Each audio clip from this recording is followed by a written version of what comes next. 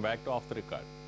ఆంధ్రప్రదేశ్లో నామినేటెడ్ పదవుల పంపకం ఎందుకు ఆలస్యం అవుతోంది? టీడీపీ కార్యకర్తలను ఈ ప్రశ్న అడిగితే అధినేత తీరు వాళ్లే అన్న సమాధానం వస్తుంది. ఆయన పదవులు పంచకుండా ఆలస్యం చేస్తున్నారన్న ఆగ్రహం వినిపిస్తోంది. కానీ పదవుల పంపకం జాప్యం కావడానికి కారణం బాబు కాదట. అయితే మరెవరు?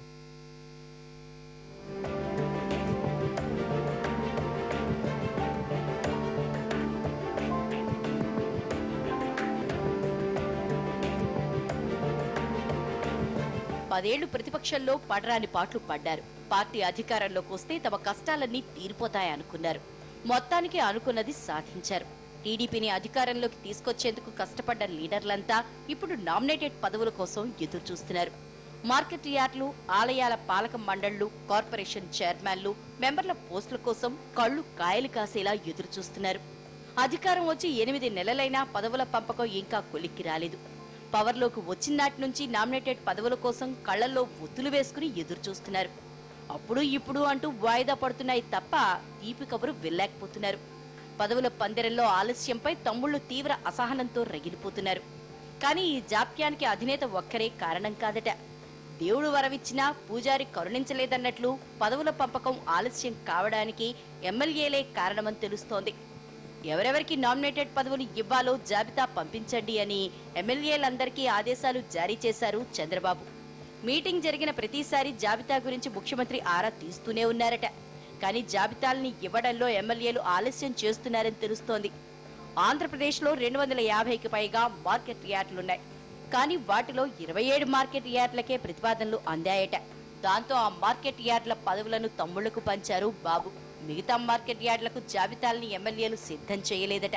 ఈ విషయం తెలియని కార్యకర్తలు అధినేత వ్యవహార శైలే జాప్యానికి కారణమన్న ఆలోచనతో ఉన్నారు.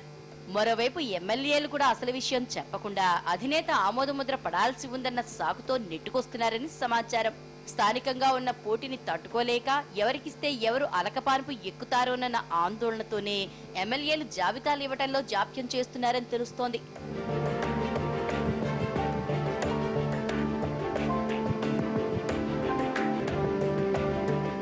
దాదాపుగా అన్ని నియోజకవర్గాల్లో అధికార పార్టీ గ్రూప్ గొడవలతో సతమతమవుతోంది. పదవుల కోసం పోటీ విపరీతంగా ఉంది. కొద్ది మందికి పదవులు ఇచ్చి మిగతా వారిని పక్కన పెడితే స్థానికంగా తలనొప్పులు తప్పవని, రోజు వాళ్లతో వేగుతూ రాజకీయాలు చేయటం కష్టమని ఎమ్మెల్యేలు భయపడుతున్నారట. కులాలు, వర్గాల్ని బ్యాలెన్స్ చేస్తూ ఎవరిని నొప్పించకుండా జాబితా సిద్ధం చేయటం ఎమ్మెల్యేల వల్ల కావట్లేదట. అందుకే ఎప్పటికప్పుడు దాటవేస్తూ బంతి అధినేత కోర్టులోనే ఉందని బుకాయిస్తున్నారని సమాచారం. ఇప్పటివరకు కొన్ని రాష్ట్ర స్థాయి కార్పొరేషన్లను నియమించారు. Police, housing corporation, AP sports authority, AP tourism, ప్రణాళిక సంఘం, 20 సూత్రాల పథకాలకు చైర్మన్లు నియామకాన్ని పూర్తి చేశారు. వీళ్లంతా నేతలు కాకపోయినా టీడీపీ ఆఫీస్ చుట్టూ తిరిగేవారే.